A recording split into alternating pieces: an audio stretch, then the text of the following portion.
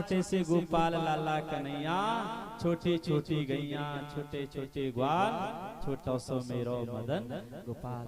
आज भगवान कन्हैया छोटी छोटी गैया और छोटे छोटे ग्वाला चराने जा रहे हैं। छोटी छोटी गैयाओं को आज बड़ी सुंदर छटा लग रही है, पर ध्यान देना। अच्छा आप लोग ध्यान देना, आपके पास तो जंगल बहुत है ना, ग्वारिया बहुत होंगे आपके, हमें भी दिख रहा है यहाँ भैंस बहुत है। हम सवेरे देखते हैं, दोपहर देखते हैं तो कई भैंस कई गाय पानी पीने आती है, तो यहाँ ग्वारिया बहुत लोग हैं, तो ध्यान देना। अच्छा सवेरे जो ग्वारिया लोग गाय चराने वाले जाते हैं ना, गाय चराने के लिए जंगल में, तो क्या लेके जाते हैं?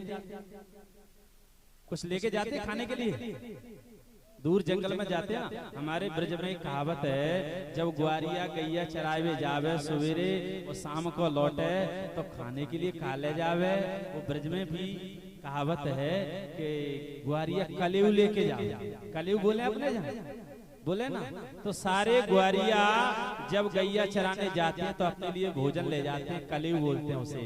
तो आज लाला कन्हैया अपने छोटी छोटी गैया चराने के ताई गए थे ना, तो क्या है सब ब्रजवासी छोटे छोटे ग्वाला अपने अपने घर से भोजन ले गए, कलेऊ ले गए।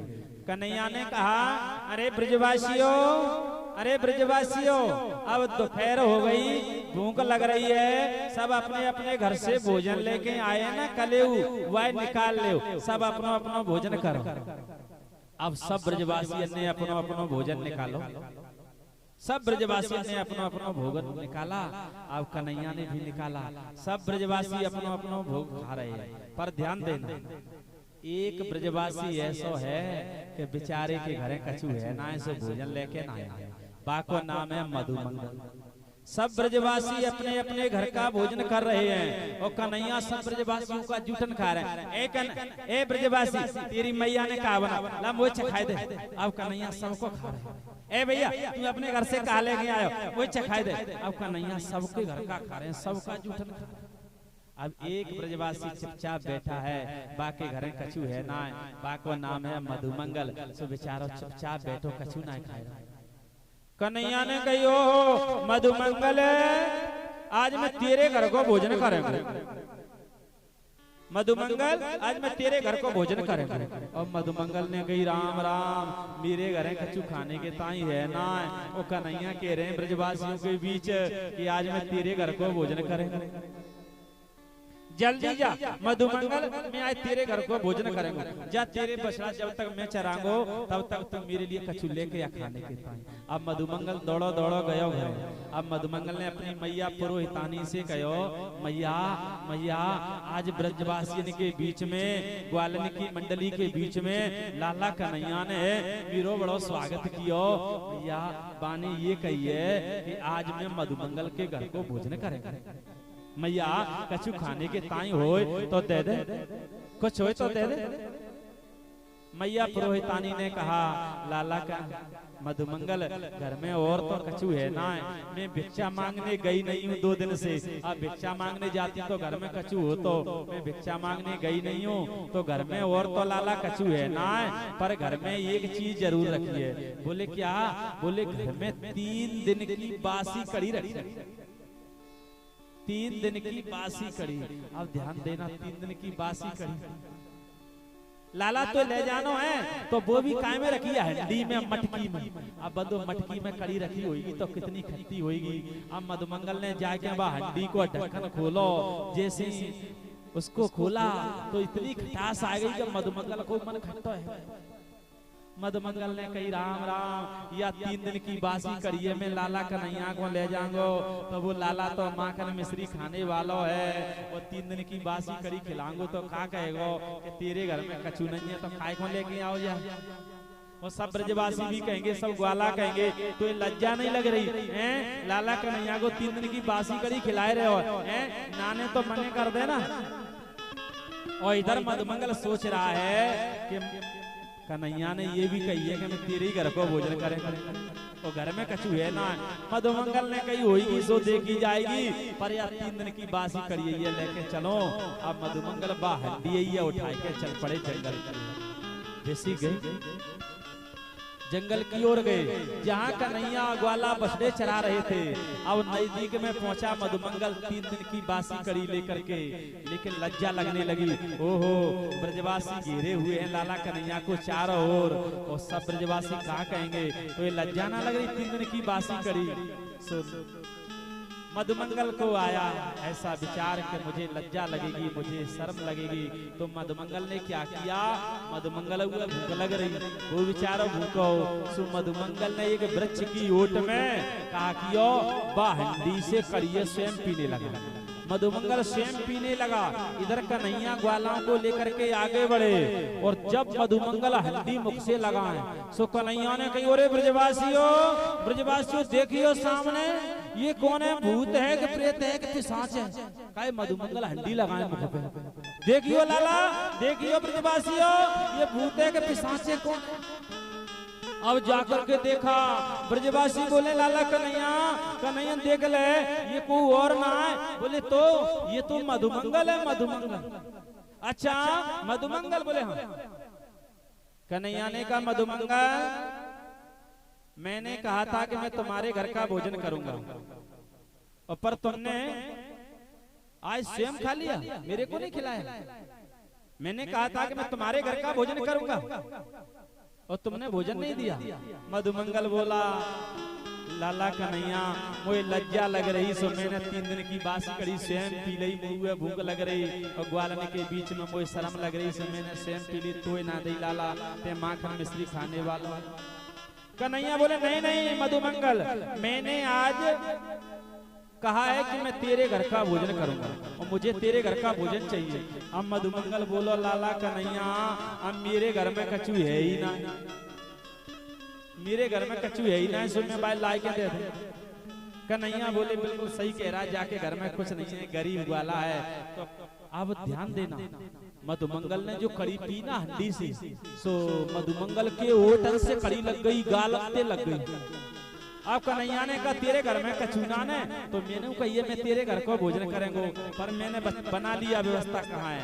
कन्हैया ने मधुमंगल को पास में बुलाया और पास में बुला करके कन्हैया का सिर पकड़ लिया, और कन्हैया के होठन पे जो कड़ी लगी है गालन पे लगी है, सो मधुमंगल के होठन पे गालन पे जो कड़ी लगी है वो कन्हैया अपनी जीभ से और बाकी मधुमंगल के होठन की कड़ी चाटा मधुमंगल के होठन से।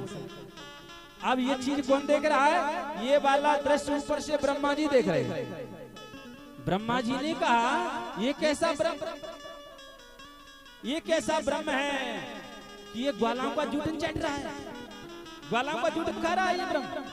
चलो परीक्षा करना चाहिए। जब तक कन्हैया ग्वालाओं के साथ ये लीला कर रहे हैं और तब तक वो ब्रह्मा जी परीक्षा करने आए ब्रज में। सो ब्रह्मा जी ने ब्रज में आकर के क्या किया कि जितने कन्हैया के और ग्वालाओं के बछड़े थे सब ब्रह्मा जी चुरा करके वो ब्रह्मलोक में ले गए, ब्रह्मलोक ले गए। अब कन्हैया ने कहा भैया बछड़े कहाँ हैं, सारे ग्वाला देख रहे हैं, कन्हैया देख रहे हैं, बछड़े ना मिल रहे। तो कन्हैया ने कही अरे ग्वाला तुम या वाली दिशा को जाओ बछड़े देखने, और मैं या वाली दिशा को जा रहा हूँ। अब कन्हैया या वाली दिशा को गए, वो ग्वाला या वाली दिशा को गए। सो ब्रह्मा जी दोबारा आए, सो ग्वालन ने चुराए के ले गए, ग्वालन ने ले गए। अब कन्हैया ने देखा न तो ग्वाला मिल रहे ना बछड़े मिल रहे। कन्हैया ने नेत्र बंद करके देखा, ओहो ब्रह्मा जी मेरे साथ छल कर रहे हो, मेरे बछड़ों को चुरा ले गए, मेरे ग्वालों को चुरा ले गए। अब कन्हैया ने कहा तो ब्रह्मा जी ले गए ब्रह्मलोक, और यदि शाम को बछड़े घर नहीं पहुंचे तो गाय रमाएंगी बछड़ों के लिए, और यदि ग्वाला नहीं पहुंचे तो मैया क्या कहेंगी हमारे लाला कहाँ चले गए। या कारण से कन्हैया ने कही अब मुझे क्या करना चाहिए, कुछ लीला करना चाहिए। तो ब्रह्मा जी ने जितने बछड़े चुराए, जितने ग्वाला चुराए, उतने ही कन्हैया बछड़े बन गए, उतने ही ग्वाला बन गए। अब ये क्यों बने कन्हैया मालूम है, आगे बताएंगे आपको। अब कन्हैया जितने बछड़े थे उतने बछड़े बन गए, जितने ग्वाला थे उतने ग्वाला बन गए। अब ये कन्हैया लीला कब तक करते रहे, 1 बरस तक, 1 बरस तक कन्हैया बछड़े और ग्वाला बने। अच्छा एक बात बताओ, कन्हैया ग्वाला क्यों बने? कन्हैया ग्वाला क्यों बने? कन्हैया ग्वाला इसलिए बने कि एक बार कन्हैया अपनी मैया यशोदा को दूध पी रहे थे, दुग्ध पान कर रहे, तो ब्रज की गोपियां कह रही थी जैसे यशोदा को लाला यशोदा को दूध पान कर रहा है, ऐसे कहीं लाला हमारो है जाए, हमारो दुग्ध पान करे तो हमारो जीवन धन्य है जाएगा। तो कन्हैया बोले चिंता मत करो गोपियों, जब ब्रह्मा जी ग्वालाओं को हरण करेंगे तब मैं ग्वाला बनूंगा और तुम्हारा भी दूध पान करूंगा। इसलिए कन्हैया ग्वाला बने हुए। अब कन्हैया बछड़े क्यों बने? बछड़े भी इसलिए बने जब एक बार गायों ने देखा कि जैसे यशोदा के लाला यशोदा को दूध पी रहे हैं, ऐसे ही लाला हमारे हो जाएं, हमारा दूध पिए तो जीवन धन्य है जाए। तो कन्हैया बोले गायो तुम्हारी भी मन की इच्छा पूरी करूंगा। जब ब्रह्मा जी ने बछड़े चुराए तो कन्हैया बछड़े बने, तो गायों का भी दूध पी रहे हैं। इसलिए तो कहावत है कि तुलसी नर को कहा बड़ो समय बड़ो बलवान, तो भीलन लूटी गोपिका सुजई अर्जुन बेई बान। इसलिए बंधो आज कन्हैया ने ये लीला एक वर्ष तक, अब एक वर्ष तक कन्हैया ने ये लीला की। अब होता क्या है, ब्रह्मा जी ने देखा ब्रह्मलोक में कि चलो ब्रज में जाकर के देखते हैं, जब हमने बछड़े ग्वाला चुराए हैं तो क्या हो रहा है। अब ब्रह्मा जी जैसे ही ब्रज में देखने आए तो कन्हैया ने क्या किया मालूम है? जैसे ही ब्रह्मा जी ब्रज में आए तो कन्हैया ब्रह्मा जी का रूप बना करके वो ब्रह्मलोक में पहुंच गए। वो ब्रह्मा की गद्दी पे बैठे, कन्हैया ब्रह्मा बन के ब्रह्मा की गद्दी पे। और कन्हैया ने अपने द्वारपालों से किया, अरे द्वारपालों आजकल डुप्लीकेट ब्रह्मा बहुत घूम रहे हैं, आजकल नकली ब्रह्मा बहुत घूम रहे हैं पैरपिया, यदि कोई नकली ब्रह्मा आवे ना तो उसे आने नहीं देना। द्वारपाल बोले महाराज नकली ब्रह्मा भी होवे? बोले हाँ। अब ब्रह्मा जी ने आकर के ब्रज में देखा तो जितने बछड़े चुराए उतने बछड़े हैं, जितने ग्वाला चुराए उतने ग्वाला हैं। अब ब्रह्मा जी ने कहा वो हो ये तो सच्चा ब्रह्म है, ये असली ब्रह्म है। अब ब्रह्मा जी ने कहा चलो मैं ब्रह्मलोक में जाऊं, अपने बछड़े इनके वापस कर दूं, इनके ग्वाला वापस कर दूं। जैसे ही ब्रह्मा जी ब्रह्मलोक में आए सो द्वारपालों ने रोक दिया। कहां जा रहे? ब्रह्मा जी बोले क्या बांका गोला पा लिया क्या? मैं ब्रह्मा हूं, मुझे रोक रहे हो? द्वारपाल बोले तुम जैसे डुप्लीकेट बहुत घूमते हैं। ब्रह्मा जी बोले क्या कहे डुप्लीकेट? बोले हाँ। अब ब्रह्मा जी जाने लगे सो द्वारपालों ने धक्का दिया, चलो बाहर चलो। अब द्वारपाल कहने लगे देख ले हमारे ब्रह्मा ने सही कहा था कि डुप्लीकेट ब्रह्मा हो, वो देख ले आएगो ना कोई डुप्लीकेट। अब ब्रह्मा जी ने कहा क्या तुम्हारे ब्रह्मा? बोले हाँ। बोले तुम्हारे ब्रह्मा कहाँ है? बोले हमारे ब्रह्मा अंदर है। तो ब्रह्मा जी बोले ये सच्चा ब्रह्म है, देख लो यहाँ भी आ गया। तो ब्रह्मा जी ने हाथ जोड़े द्वारपालों के, अरे द्वारपालो मुझे अपने ब्रह्मा के दर्शन कराए दे। द्वारपाल बोले देख लो आएगो लाएगा ना, नकली है क्या नहीं है? अब आएगो लाएगा ना? अच्छा अच्छा ठीक है, जाते हैं ब्रह्मा जी के पास। अब द्वारपाल गए, जो कन्हैया ब्रह्मा बने ब्रह्मा की गद्दी पे बैठे हुए ब्रह्मलोक में। अब द्वारपालों ने कहा महाराज देख लो तुमने सही कही कि नकली घूमे, वो नकली आया। महाराज आने लगो, सबने धक्का मुक्की करके बाहर निकाला। अब क्या कह रहा है? अब ये कह रहा है अपने ब्रह्मा के दर्शन करा दो। तो कन्हैया जो ब्रह्मा जी बने हैं उन्होंने कहा जाओ कह दो कि अंदर आए। जैसे ही ब्रह्मा जी को आज्ञा दे दी कि अंदर आने दो, तब तक कन्हैया ने क्या किया, अपने बछड़े और ग्वालाओं को लेकर के अंतर्ध्यान हो गए। जब ब्रह्मा जी आए तो ब्रह्मलोक की गद्दी खाली पड़ी हुई, ब्रह्मलोक की गद्दी खाली पड़ी हुई। यहाँ आकर के ब्रह्मा जी ने कहा सच्चा ब्रह्म का अवतार हो गया। तो ब्रह्मा जी आए और ब्रह्मा जी ने भगवान कन्हैया की ब्रज में 3 परिक्रमा लगा करके बारी बारी। अब ध्यान देना आप लोगों के मतलब की चीज आ रही है। ब्रह्मा जी कन्हैया की 3 परिक्रमा लगा करके बारी बारी। अच्छा 3 क्यों लगाई कन्हैया की? अब ध्यान देना, ब्रह्मा जी कन्हैया की 3 परिक्रमा लगा करके भाजे। क्यों? क्योंकि ब्रह्म के जितने अवतार हैं उनकी 4 परिक्रमा लगाने का विधान है। अब ध्यान देना किसकी कितनी परिक्रमा लगाई जाती है। देखो भगवान श्री हरि नारायण के जितने अवतार हैं उनकी 4 परिक्रमा लगाने का विधान है, और माता की 1 परिक्रमा लगाने का विधान है, और सूर्य भगवान की 7 परिक्रमा लगाने का विधान है, और भोले बाबा की आधी परिक्रमा लगाने का विधान है। अच्छा भोले बाबा की आधी परिक्रमा क्यों लगाई जाती है मालूम? भोले बाबा की आधी इसलिए लगाई जाती है कि भोले बाबा की जलहरी का जो जल बहता है ना, यदि हम लोग उसका उल्लंघन करते हैं तो हमारे पुण्य नष्ट हो जाते हैं, क्षीण हो जाते हैं। इसलिए भोले बाबा की आधी परिक्रमा लगाई जाती है। इसलिए श्री हरि नारायण के जितने अवतार हैं उनकी 4 परिक्रमा लगाने का विधान है और माता की 1 परिक्रमा लगाने का विधान है और भगवान सूर्य नारायण की 7 परिक्रमा लगाने का विधान है और भोले बाबा की आधी परिक्रमा लगाने का विधान है। लेकिन यहाँ ब्रह्मा जी कन्हैया की 3 परिक्रमा लगा करके भागे। बोले क्यों? बोले वो समझ गए कि हमने इनके ग्वालों का बछड़ों का वियोग करवाया है, ये हमें दंड दे देंगे, इसलिए डर के मारे 3 परिक्रमा लगा करके भागे। 40 श्लोकों से स्तुति की, फिर भी प्रश्न नहीं हुई। आगे कथा आएगी उसमें भी बताएंगे। इंद्र ने 20 श्लोकों से की तो भगवान प्रश्न हो गए, बताएंगे आप।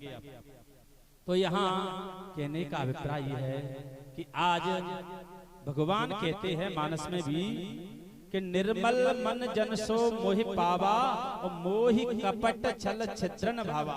भगवान कहते हैं मुझे निर्मल स्वभाव का व्यक्ति अच्छा लगता है, शील स्वभाव का व्यक्ति अच्छा लगता है, और जो छल कपट करता है वह मुझे अच्छा नहीं लगता। अच्छा ध्यान, भगवान के सामने ये छल कपट करोगे वो चलेगा नहीं।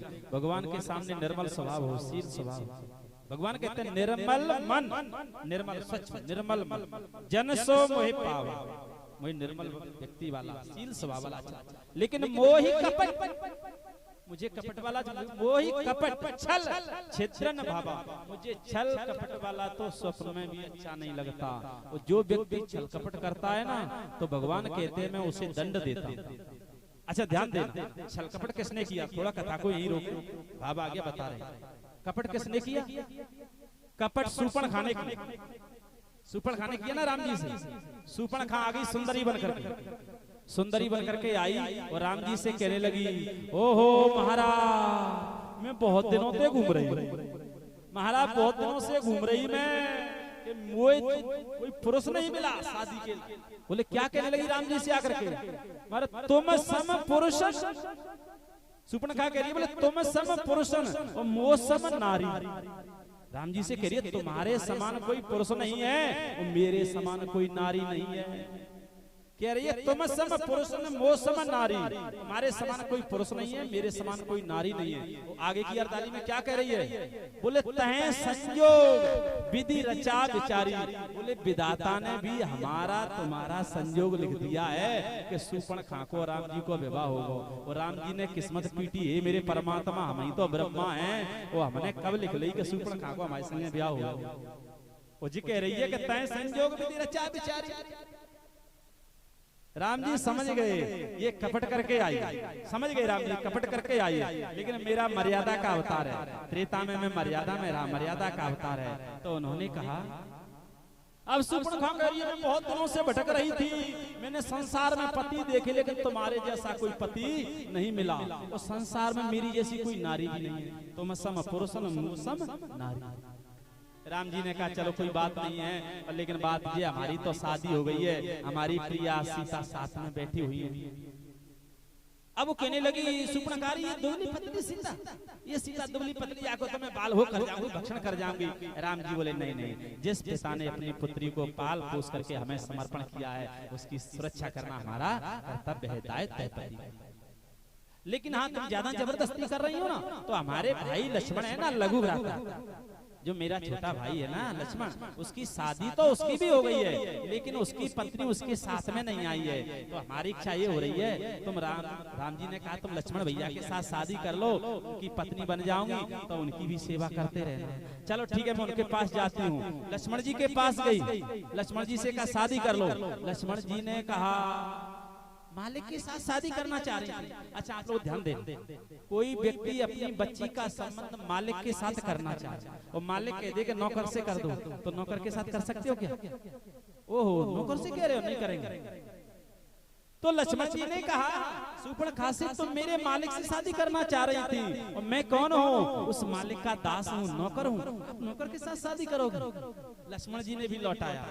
फिर राम जी के पास गई, राम जी ने कहा नहीं नहीं उनकी पत्नी नहीं है, सेवा होती रहेगी। फिर लक्ष्मण जी के पास गई, लक्ष्मण जी ने कहा समझ गए भैया को मर्यादा को अवतार है तो वो बार बार हमारे पास भेज रहे हैं। लक्ष्मण जी समझ गए ये सुपर्णखा कपट करके आई है, तो लक्ष्मण जी ने क्रोध में आकर के वाकई नाक कान काट दिए। इसलिए कहने का अभिप्राय है भगवान कहते हैं जो छल कपट करता है उसको मैं दंड दे दूं। अच्छा ध्यान दीजिए, बड़ा सुंदर भाव है, आप लोगों को बताएंगे। भाव ये है कपट किसने किया? कपट देखो हनुमान जी ने भी किया एक बार, कहाँ किया है, लेकिन हनुमान जी ने कपट किया तो है लेकिन उजागर कर दिया है। और भगवान भी कहते हैं जो व्यक्ति कपट करता है, कपट की गांठ यदि पेट में रखता है तो मैं दंड दे देता हूँ, और कपट की गांठ यदि खोल देता है तो मैं उसे अभयदान दे देता हूँ, हृदय से लगा देता हूँ। पर हनुमान जी ने कपट कब किया मालूम? जब हनुमान जी ऋषिमुख पर्वत पर सुग्रीव जी के सचिव थे ना, और सुग्रीव बाली के डर के मारे ऋषिमुख पर्वत पर रहता था। राम लक्ष्मण सीता जी की खोज में आ रहे, और सुग्रीव ने कहा कि बाली तो आ नहीं सकता, यहाँ श्राप लगा है, और कहीं ये मेरे लिए 2 लोग तो नहीं भेजे मारने के लिए, राम लक्ष्मण आ रहे। तो सुग्रीव ने हनुमान से कहा, हनुमान आप मेरे सचिव हो, जल्दी जाओ, वे 2 लोग आ रहे हैं, पता लगा के आओ ये कौन है। यदि मुझे मारने वाले हों तो इन्हें प्रणाम नहीं करना, और मेरी सुरक्षा करने वाले हों तो इन्हें झुक करके प्रणाम करना। अब जैसे ही हनुमान गए, तो हनुमान किस रूप में गए मालूम है आपको? हनुमान किस रूप में गए? बोले विप्र रूप धरे कपित हैं गए। विप्र माने ब्राह्मण, हनुमान जी ब्राह्मण बन के गए ना। विप्र रूप धरे कपित हैं गए। बोले माथा नाए पूछत सबे, माथा नवा करके पूछा, सुग्रीव जी को सांत्वना हो गई कि माथा नवाया है तो मेरी रक्षा करने वाले सिर झुक। हनुमान जी विप्र बन करके पूछ लगे, कौतुम श्यामल गौर शरीरा, चित्ते रूप फिरौ बन वीरा, कठिन भूमि कोमल पद गामी, कवन हेतु विचरौ बन स्वामी। आप कौन हो? सुकुमार बालक हो, कठिन भूमि है, कोमल पद है, कौन हो? तो राम जी ने तुरंत परिचय दे दिया, कौशलेश दशरथ के जाए, हम पितु बचन मान बन आए। हम कौशल नरेश दशरथ जी के पुत्र राम लक्ष्मण हैं, सीता जी की खोज में आ रहे हैं। पर राम जी ने देखा ये ब्राह्मण है, हनुमान ब्राह्मण बने, ये ब्राह्मण मुझे डुप्लीकेट लग रहा, ये ब्राह्मण मुझे नकली लग रहा। क्यों? यजुर्वेद में स्पष्ट आया है, ब्राह्मणोस्य मुखमासीद। भगवान कहते हैं ब्राह्मणोस्य मुखमासीद है। भगवान कहते हैं कि मैं ब्राह्मण के मुख में वास करता हूँ। भगवान क्या कहते हैं? मैं ब्राह्मण के मुख में वास करता हूँ। ब्राह्मण मेरा मुख है और अग्नि मेरा मुख है। जो अग्नि में डालता है वो मेरे मुख में जा रहा है, मेरे पेट में। और जो ब्राह्मण के मुख में डालता है ना, ब्राह्मण को खिलाता है। ब्राह्मणोस्य मुखमासीद है। भगवान कहते हैं मैं ब्राह्मण के मुख में वास करता हूँ। जो ब्राह्मण को अच्छा स्वादिष्ट भोजन करवाता है, वो ब्राह्मण स्वादिष्ट भोजन करके जब तृप्त होकर के आशीर्वाद देता है, तो भगवान कहते हैं उसके मुख में बैठ करके मैं ही आशीर्वाद देता हूँ। तो भगवान ने कहा ब्राह्मणोस्य मुखमासीद है, पर ये ब्राह्मण के मुख में मैं वास नहीं कर रहा, ये तो डुप्लीकेट है। क्योंकि हनुमान जी तो रूप बना करके गए ब्राह्मण का, हनुमान जी रूप बना के गए, तो राम जी ने कहा ये डुप्लीकेट लग रहा है। जैसे ही राम जी ने पूछा आपन चरित कहा हम गाई, कहो विप्र निज कथा बुझाई। अरे विप्र देवता आप अपना परिचय तो बताओ। तो हनुमान जी समझ गए, अब तो मेरे परमात्मा मिल गए, ये रघुवर हैं, ये अयोध्या के राम जी हैं। तो हनुमान जी ने क्या किया? कपट तो किया, लेकिन प्रभु मिल गए, तो प्रभु के सामने सारी कपट की गांठ खोल दी है। तो प्रभु पहचान पर्यो गई चरना, सो सुखो मा जाए नहीं वरना। हनुमान जी ने अपना ब्राह्मण रूप छोड़ करके असली रूप में आ गए। तो राम जी ने कहा हनुमान तुमने कपट तो किया, लेकिन कपट की गांठ मेरे सामने खोल दी है। यदि कपट की गांठ नहीं खोलते तो दंड मिल जाता। तो कहने का अभिप्राय है, भगवान कहते हैं जो छल कपट करता है और छल कपट की गांठ रखता है उसको मैं दंड देता हूँ, जो छल कपट की गांठ खोल देता है उसे मैं हृदय से लगा लेता हूँ। तो ज्यादा न बताते हुए आगे चलते हैं। इसीलिए ब्रह्मा जी ने कपट किया, उनके बछड़े ग्वाला चुराए। ब्रह्मा जी 3 परिक्रमा लगा करके भाज गए हैं। अब होता क्या है, भगवान कन्हैया जितने बछड़े लेकर के आए, ग्वाला लेकर के आए, पुनः वह लीला चलने लगी है। अब कन्हैया बछड़े चराने के लिए रोजाना जाते हैं। जैसे कन्हैया बछड़े चराने लगे, बछड़े चराते चराते क्या है, एक अगासुर नाम का दैत्य आ गया, राजा कंस का। अगासुर को नाम जानते हो कैसा है? अगासुर अजगर के रूप में, वो इतना बड़ा अजगर बन करके आया, आधा फन तो पृथ्वी पे लगा दिया और आधा मुंह आकाश में लगा दिया। अब कन्हैया बछड़े चराते चराते आए तो ग्वाला पीछे पीछे आ रहे हैं, आगे आगे बछड़े हैं, तो बछड़े भी वो अगासुर के मुख में चले गए और ग्वाला भी चले गए। अब ग्वाला आए अगासुर के मुख में, वो अगासुर की जीभ रखी है पृथ्वी पे। अब ग्वाला लोग अगासुर के मुख में गए, अजगर के मुख में। सुबह की जीव कैसी है? मखमल जैसे गद्दल की। ग्वाला की बाकी अगासुर की जीव कैसी है अजगर की? मखमल के गद्दन जैसी। सो ग्वाला कह रहे हैं ओ देख लो ये बावल की गुफा है जहाँ में मखमल के गद्दा बिछाए दे हैं। अजगर के जो दांत दिखाए ना बड़े बड़े दांत, तो ये ग्वाला कह रहे हो ये बावल ने बड़ी सुंदर गुफा बनाई है जहाँ में खूंटी बनाई दी है, जो कोई आवे अपनो झोली जंगल जैसे टांग के चला जाए। अब जैसे ब्रजवासी ऐसा सोचते सोचते अगासुर के मुख में प्रवेश कर गए, पीछे से कन्हैया आए। कन्हैया ने देखा राम राम ये तो मामा कंस का भेजा हुआ दैत्य है। वो सारे बछड़े चले गए, सारे ग्वाला चले गए। अब कन्हैया बोले यदि मैं बाहर रहता हूँ तो ग्वाला बछड़े चले गए, और मैं नहीं जाता हूँ तो कुछ उपाय करना पड़ेगा। लेकिन कन्हैया ने कहा जाना चाहिए। अगासुर भी सोच रहा है कि मैं जाए ले बे, अब वो तो बाहर ही खड़ा है। अब जैसे ही कन्हैया ने प्रवेश किया अगासुर के मुख में, वैसे ही अगासुर ने मुख बंद कर लिया, और मुख बंद करके अगासुर मथुरा की ओर चला। तो कन्हैया ने क्या किया, अगासुर के कंठ में बैठ गए, बीच कंठ में बैठ करके कन्हैया ने ऐसा शरीर फुलाया, ऐसा शरीर ब्रह्मांड जैसा शरीर कर दिया। तो अगासुर के एकदम 2 टुकड़े हो गए, और 2 टुकड़े हुए तो लाला कन्हैया ने अगासुर को फाड़ करके सारे ग्वालाओं को निकाला, सारे बछड़ाओं को निकाला, और कन्हैया ने अपनी मुरली का वादन करके सारे ग्वालाओं को जीवित कर लिया, सारे बछड़ों को जीवित किया। और कन्हैया अपनी लीला रोजाना की भांति कर रहे हैं। अब कन्हैया आज बछड़े चरा करके घर पे आए। कन्हैया ने कही मैया मैया मैं गैया चरावे जाऊंगो, अब बछड़े नहीं चराऊं, मैं बड़ो है गयो हूँ। मैया बोली दारी के तुम बछड़े चराने जा। कन्हैया बोले नाना मैया अब मैं बड़ो है गयो, दाऊ भैया के साथ गैया चराने जाऊंगो। कन्हैया से मैया ने की तो ठीक है दाऊ के साथ जाए कर। अब लाला कन्हैया गैया चराने के लिए जाए। अब ध्यान देना, गैया चराने के लिए जैसे ही कृष्ण और बलराम जाते हैं, और कृष्ण बलराम जब गैया चरा करके लौट रहे थे तो राजा कंस ने एक दैत्य और भेजा, उसका नाम है कि दैनो नाम धेनुकासुर। एक धेनुकासुर नाम का दैत्य भेज दिया राजा कंस ने। और वो धेनुकासुर कैसा है, गधे के रूप में आया, सारी गायों को लात मार रहा है वह गधा। जैसी सारे गायों को लात मार रहा है, कन्हैया ने कही दाऊ भैया ये गधा कौन है? दाऊ भैया बोले कन्हैया ये मामा कंस को भेजा हुआ दैत्य धेनुकासुर है, जाको कल्याण करना चाहिए। तो दाऊ दादा ने कहा करो मालूम है, वह गधा की पूंछ पकड़ के धेनुकासुर की वो 7 बार पृथ्वी पे घुमाए के धड़ाम से पृथ्वी पे पटक गई। सो धेनुकासुर की गोविंदाय नमो नमः है गई। बोलिए वाले कृष्ण भगवान की जय हो। कन्हैया बोले दाऊ भैया मैं मैया ते कंगो मैया मैया दाऊ दादा ने गधा मार दियो गधा। मैया वो दाऊ भैया बोले कन्हैया तुम मैया दे मत कहिए ना, मैया तो आने ना देगी मेरे संग में और मुंह में फटकार लगावे। कन्हैया बोले ना ना मैं तो आज मैया दे कंगो मैया मैया आज दाऊ दादा ने गधा मार दियो गधा। अच्छा गधा मारने को बड़ा दोष हो, गधा मारने का बड़ा दोष होता।